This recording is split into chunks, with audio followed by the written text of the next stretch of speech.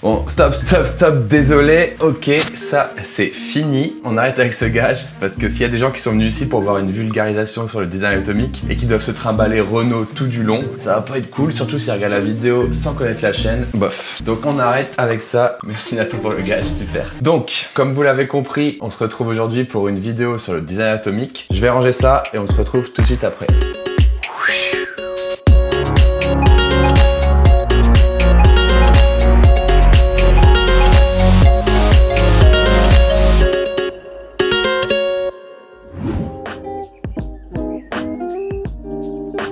Jadis, au début d'Internet, on concevait les écrans sous forme de pages. C'était rassurant car ça nous rappelait quelque chose de physique qui existait, les pages d'un livre ou d'un magazine. Donc on designait comme ça, page par page, écran par écran, etc. Tout ça, ce sont des notions très fermées qui ne correspondent plus du tout au web d'aujourd'hui. Aujourd'hui, le nombre de tailles d'écran et de ratio est infini, donc nos designs doivent s'adapter. Vous pouvez le constater vous-même en ouvrant la même page internet sur votre ordinateur, votre tablette, votre smartphone, etc. Vous pouvez aussi vous en rendre compte en observant tout l'écosystème des écrans Android. C'est assez vertigineux. Mais il n'y a pas seulement les tailles d'écran qui changent, mais aussi les types de devices. Des télés, des écrans tactiles, même des montres. Aujourd'hui, il n'y a plus de sens pour un designer de designer un écran dans le sens cloisonné du terme. Il faut être et penser plus fluide et être plus évolutif.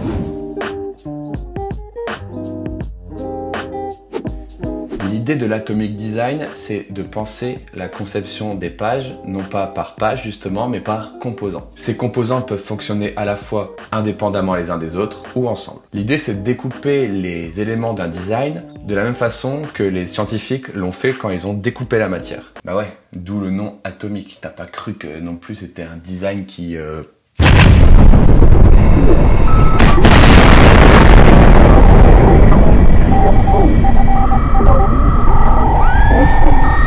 Tout d'abord, les atomes. Ce seront les plus petits éléments de l'interface, les éléments qu'on dira insécables, qu'on ne peut pas décomposer en d'autres éléments. Ces éléments sont si petits qu'ils n'ont pas normalement de but fonctionnel, et bien souvent, c'est ces éléments qui vont contenir le style de votre interface. Par exemple, dans votre site ou votre appli, ce serait des couleurs, des icônes, des textes, des illustrations, etc. Ensuite viennent les molécules. Par définition, les molécules sont des ensembles d'atomes. Ça commence à donner des composants d'interface simples qui peuvent avoir un but fonctionnel. Par exemple, un bouton ou une cellule dans une liste. Après les molécules viennent les organismes. Dans la logique, les organismes sont donc des ensembles de molécules. Et par ces organismes, on va commencer à voir se dessiner les premiers éléments d'interface. Par exemple, une liste ou une tab barre. Et c'est grâce à ces trois éléments, atomes, molécules et organismes, qu'on va pouvoir commencer à créer nos templates et nos pages. C'est à partir de là qu'on recommence une projection sur une taille d'écran donnée. On arrête entre guillemets le design fluide et on va proposer une interprétation de notre interface sur une taille donnée. Par exemple, j'assemble mes molécules, mes atomes, etc. sur une page de téléphone. Autre possibilité, en réutilisant les mêmes éléments moléculaires, je recrée une page sur tablette. Donc c'est là où le design atomique entre guillemets s'arrête, puisqu'on doit repartir sur une projection sur une taille d'écran donnée. Mais ça reste quand même très pratique parce que ça nous permettra de décliner une infinité de tailles d'écran en un temps record, puisqu'on aura validé atomes, molécules et organismes. Vous avez compris? Regardez, je vais vous la refaire et pour ça, je vais me munir de cette boîte. Qu'est-ce que c'est? C'est ma bonne vieille boîte. Ma bonne vieille boîte de Lego de quand j'étais petit. Eh oui. Alors, on reprend le déroulé. Tout d'abord, les atomes, ce sera les éléments insécables. En assemblant ces atomes, on va commencer à voir apparaître des molécules et leur premier but fonctionnel, c'est-à-dire que on va commencer à voir des Legos qui vont représenter quelque chose qui vont pouvoir exister. En assemblant ces molécules, on voit apparaître des organismes et avec ces organismes, on peut jouer et créer différents templates qui seront différentes histoires. Et bien sûr, c'est pas parce qu'on assemble différents organismes qu'on a toujours une histoire viable. Comme vous voyez ici, je peux vraiment faire n'importe quoi et ce sera pareil avec vos interfaces. Donc voilà, quand vous penserez au design atomique, vous penserez évidemment au petit Lego. Allez, hop. Bon. Et c'est vraiment le fait de partir du plus petit élément de votre interface pour remonter jusqu'au plus gros qui va vous permettre d'avoir cette homogénéité qu'on retrouve évidemment dans une boîte de Lego où tout l'univers de la marque est très homogène et évidemment toutes les briques sont compatibles. Et c'est aussi l'idée d'organisme qui va permettre de justifier que notre interface est vivante et évolutive dans le temps. Ce sera grâce au design atomique un design beaucoup plus facile à mettre à jour et à faire évoluer. En fait, une fois votre design créé, vous pourrez le faire évoluer comme un être vivant évolue. Lui échanger un œil, lui échanger un pied. Mais enfin Bastien, moi je suis graphiste et si tu me dis que je dois juste assembler des composants comme ça, je me dis bah alors elle est où la créativité? Franchement c'est trop nul ton truc quoi, abusé. Alors en effet vous allez me dire mais où est la créativité dans tout ça quand on bosse en design atomique? Est-ce que vous avez peur de ne plus être de vrais designers et juste des assembleurs de composants comme ça? Pour répondre à cette interrogation, une autre métaphore existe. Allez-y, pensez aux compositeurs de musique. Ils utilisent seulement 12 notes et ils arrivent pourtant à être créatifs. Enfin, presque tous.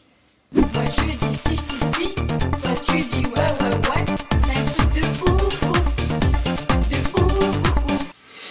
Enfin, dans cette métaphore, les notes sont les atomes, les accords de plusieurs notes sont nos molécules et les partitions sont nos organismes. Regardez, quelques notes mises ensemble vont me former des groupes de notes et donc des accords. Et ces accords, mis les uns après les autres, vont me créer de la musique. J'ai utilisé 12 notes, tempo et silence. Et voilà. Donc, faites-en de même dans vos designs. Créez de l'harmonie dans vos écrans et des belles mélodies pour vos parcours utilisateurs. Mais attention, c'est pas parce qu'on a 12 notes qu'on peut en faire n'importe quoi. C'est comme avec les Lego. Regardez, j'utilise mes 12 atomes n'importe comment. Et c'est de la merde. Et justement, tout l'enjeu, il est là. Il faut réussir à mettre de la cohérence dans votre travail sans devenir monocorde et en restant créatif. On peut remercier Brad Frost qui est à l'origine de ce design atomique. Je vous mets le lien de sa conférence dans la description. It's all made of the same stuff, the same finite raw materials, the basic building blocks for all matter. And so as I sort of immerse myself in this sort of type. Je vous mets aussi un autre lien dans la description, c'est la conférence cette fois-ci en français de Audrey Hack qui m'a fait découvrir cette belle métaphore avec la musique. C'est vrai que ça fait longtemps que les développeurs procèdent ainsi. Ils découpent les interfaces en unités dynamiques qu'ils arrivent à mettre à jour tout au long du projet. Eh bien nous les designers, prenons-en de la graine. Notre travail doit être aussi rigoureux. Eh oui, prends-en de la graine le petit designer. I'm sexy and I know.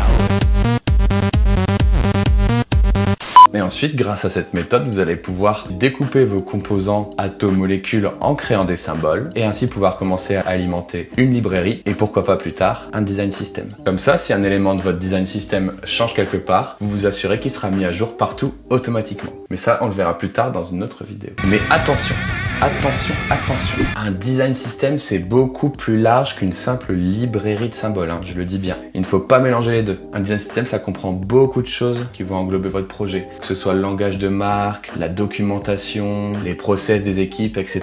Mais ça, on s'embrouille pas, ce n'est pas le sujet. Et voilà, j'espère que cette vulgarisation du design atomique vous a plu. Si vous avez des choses à rajouter, n'hésitez pas à me laisser un bon vieux commentaire. Si vous voulez soutenir mes vidéos, n'hésitez pas à me laisser un nombre atomique de pouces bleus. Et surtout, n'oubliez pas de cliquer sur s'abonner. Non. Non, je ne daberai pas. D'ailleurs, merci, on est bientôt 2000 abonnés ici. D'ailleurs, ce truc, bah, je vais m'en servir pour autre chose. Hop. Voilà, super. Vous pouvez aussi me suivre sur mes différents réseaux sociaux si le cœur vous en dit. Je vous présente ici Twitter pour les trucs sérieux, Instagram pour les stories et Facebook pour les gens qui ont plus de 50 ans. En attendant, je vous dis à la prochaine et ciao! C'est terminé.